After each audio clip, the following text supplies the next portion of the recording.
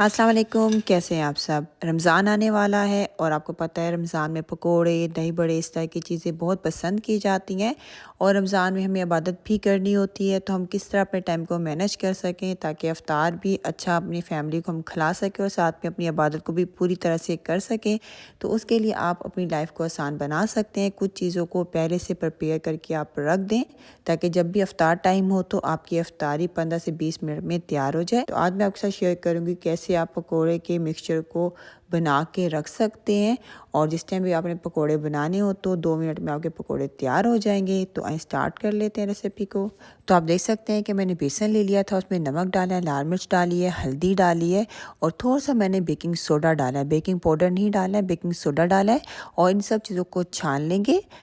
और यहाँ पे देखिए कूटा हुआ ज़ीरा है मेरे पास, ये डाल देंगे। और कूटा हुआ धनिया है, ये शामिल कर देंगे। इनको भी अच्छी तरह से मिक्स कर लेंगे। तो हमारा जो पकोड़ों का मिक्सचर है ये तैयार हो चुका है। किसी भी आप एयर टाइट बॉक्स में इसको डाल के किचन कैबिनेट में रख दें, तब भी ये ख़राब नहीं होता है, वरना आप फ्रिज में भी रख सकते हैं तो 2-3 माह तक ये ख़राब नहीं होता है। और जब भी आपको पकोड़े बनाने हो तो आप इस बेसन को इस्तेमाल कर सकते हैं। तो आए अब आपके साथ पकोड़े की रेसिपी भी शेयर कर लेते हैं। पकोड़े बहुत से टाइप के बनते हैं और बाज़ पकोड़ों में बेकिंग सोडा डाला जाता है, बाज़ में नहीं डाला जाता है। इसमें मैंने बेकिंग सोडा ऐड किया है तो ये पकोड़े मेरे ऊपर से बहुत ज़्यादा क्रिस्पी होंगे और अंदर से बहुत ज़्यादा जूसी होंगे, ठीक है। अगर आपको बहुत ज़्यादा क्रिस्पी पकोड़े पसंद है तो आप बेकिंग सोडा बेशक मत डालिएगा, ठीक है। तो मैंने इसमें आलू डाल लिए, कुछ मेरे पास फ्रीज़ की हुई मिक्स सब्जियाँ थी। और कैसे आप सब्जियों को फ्रीज़ करके रख सकते हैं, रेसिपी मौजूद है डिटेल में मेरे चैनल पर, आप ज़रूर जाकर उसको भी चेक करें, ये भी बहुत हेल्पफुल है। यहाँ पे देखिए चाट मसाला है, थोड़ा सा ये शामिल कर देंगे।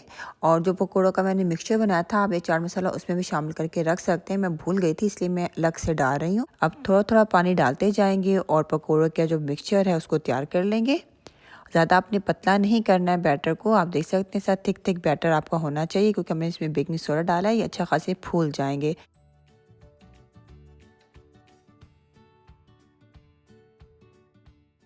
अब पकोड़ों को फ्राई कर लेंगे। पकोड़ों को जब भी फ्राई किया जाता है तो ऑयल जो है सही गर्म होना चाहिए।